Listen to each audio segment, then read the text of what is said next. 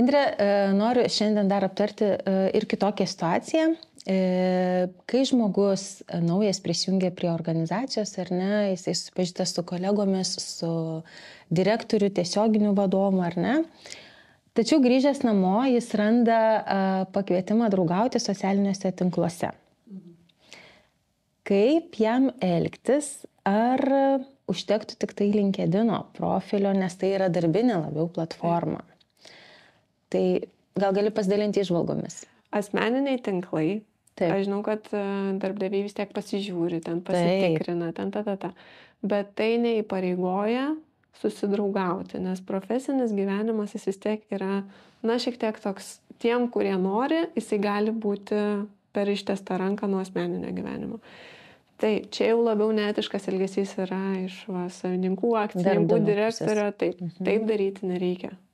Pulti žmogaus ir leisti jo asmeninį gyvenimą nereikia nei pradžioje, nei viduryje, nei pabaigoje, jeigu tai tarpusavio santykyje kažkaip natūraliai neišsivysto ir neatsiranda abipusis noras draugauti jau ir po darbo. LinkedInas yra labai gera platforma ir taip tikrai nuo jos reikėtų pradėti, nes atėjus į naują darbą susidraugauti LinkedIną, tai kaip ir savaime suprantama ir čia jau viskas gerai. Bet asmeniniai tinklai jie turėtų būti. Čia gal patarimas vadovams, kad nelyskite žmonių asmeninį gyvenimą per anksti. Esmė yra kame, kad kai tu ateini ir, tarkim, darbas vyksta ofise, matai savo vadovus, jauti tą tokį nepatogumo jausmą, kad verti juos laukti, nes tu to kvietimo draugauti kaip ir nepriimi. Bet ar verta apie tai pakomunikuoti, kol tu esi darbe, kad žiūrėkit, aš ir nepriimsiu jūsų, nes jūs nesat mano draugai? Šiaip galima, bet vėlgi tai yra tokio bendravimo įgūdžių lygio gal klausimas, kaip pavyksta šitą išsakyti.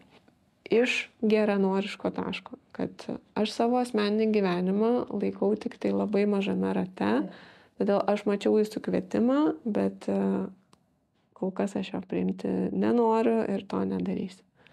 Tai vėlgi, kaip tai pasakom, kokiu tonu ir gavus tokį komentarą, jau reikėtų susiprasti ir nesureaguoti kažkaip priešiškai, nes šitas kvietimas yra neetiškas elgesys.